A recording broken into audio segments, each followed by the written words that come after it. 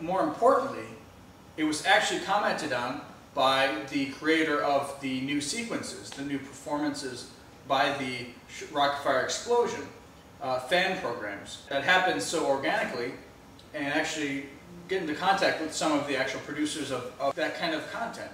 We're hoping to actually encapsulate all that is possible with YouTube in the context of Web 2.0. We're doing like a consumer watchdog presentation. Ratings, which is another kind of litmus test. I had a little joke that my shortest videos get the lowest ratings. So just with the sample set here, it's pretty amusing that most of the longer stuff I do gets rated higher. We're trying to get the podcast so that we're actually producing content somewhere in the amount of 20 minutes a week, at least existing and potential avenues for presenting Into the Mantle to the public en masse. Blake has been blogging actively on the Lost television program. Yes, I won't start up again until January of 2009. Although our YouTube production has earned quite a bit of commenting, our blogging has yet to actually receive any external comments. We're just going to continue hoping that changes.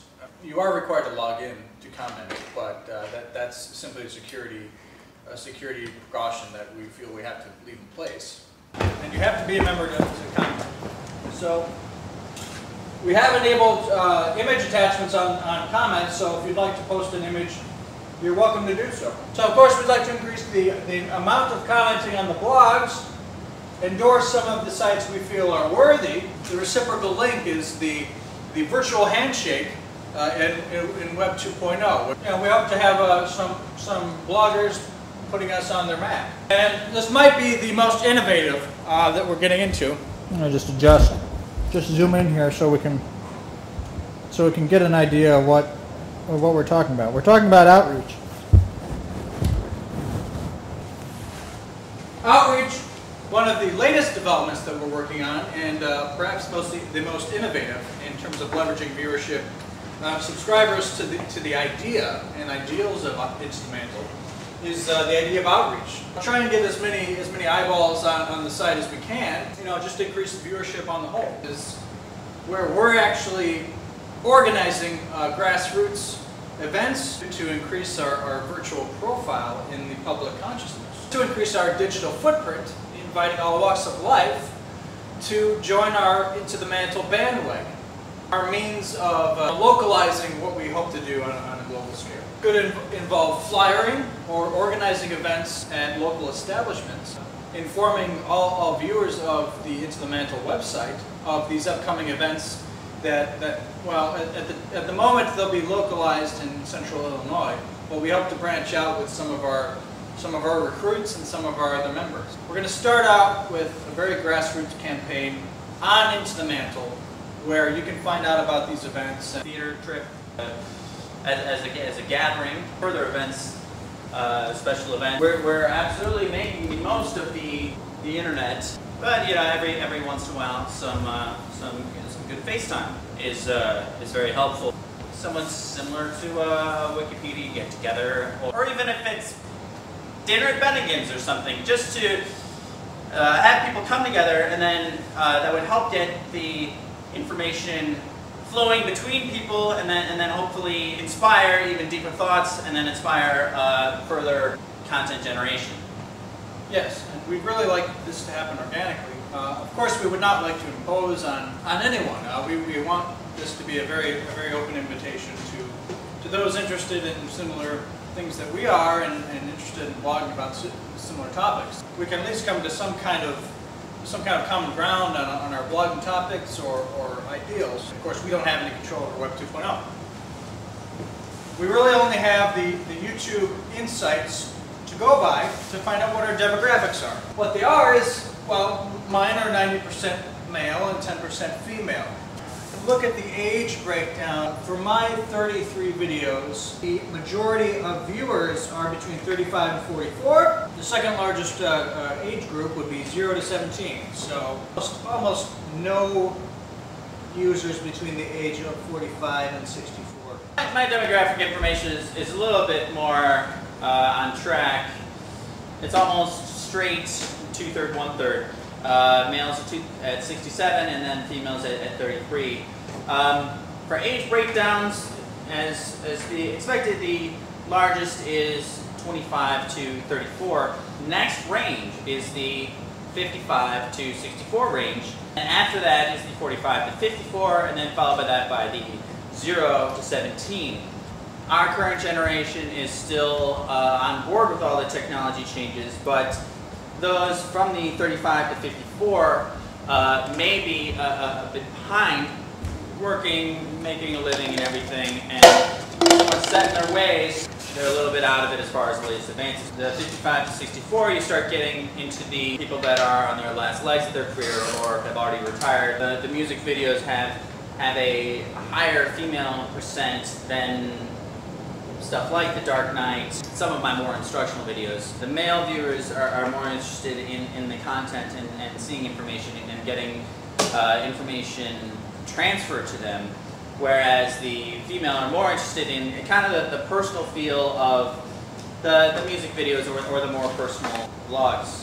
We're looking at this stuff to figure out our audience, and as a good wet thumb in the air to see which way the wind is blowing. Obviously, these statistics are open to speculation and can be interpreted in any number of ways. So I think going along with what Blake had concluded, the females are much more interested in the personal touch, the content of my videos, video gaming. Not to say that females are not interested in gaming, but that's what the data suggests. A science fiction film, a rant regarding USB copy protection, some stereotypically male film, some nostalgic commercials for toys that primarily boys would play with. Blake's suggestion that the females are interested in the personal touch and the males are more interested in just the facts and nothing but the facts. Rants. The male would be interested in butting heads on a topic, more confrontational than the females would be. The trail of males to be interested in content, and then it follows from that they have an emotional tie with that content, and then pretty soon you're at nostalgia. In the case of Mantech, which in addition to it being a toy primarily for boys, you also have that nostalgia feel working for the male viewers and the male percentages. If we are intending to appeal to the females, we could do more of the very personal and emotional types of content. If our female viewership increases, then all the better.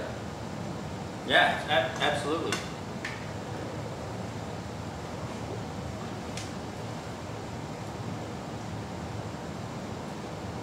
I had some luck with the Charlotte's Web, which goes a little bit against my nostalgia theorem, but crossed the line of being into Disney performance, which was actually a subculture that I saw on YouTube of many people doing their own versions of Disney songs, and that kind of crossed the river into the area of performance, and then you start getting into females who take pride in their singing and try to be the next budding stars with the songs that they've grown up with. Dynamic for the viewers of the Charlotte's Web video. And I imagine that the subculture on YouTube for Disney fans is the majority of which I imagine would be mixed gender. Yeah, I would say so. Of course, we're going to respond to the demographics and really put our ears to the ground in terms of coming up with the content for the second half of the Into the Mantle fiscal year. A big part of Web 2.0 is to participate. So something like Wikipedia, where you see something and you want to contribute, or the comments on YouTube, where you make a comment, and it's all about getting involved too. So in addition to the big things, we'll have a Wikipedia down here, testing out a new site down here. Hopefully these little specs will kind of drive people to the other areas. Well, Blake, I think this all echoes back to the Into the Mantle creed, which is the devil's in the details.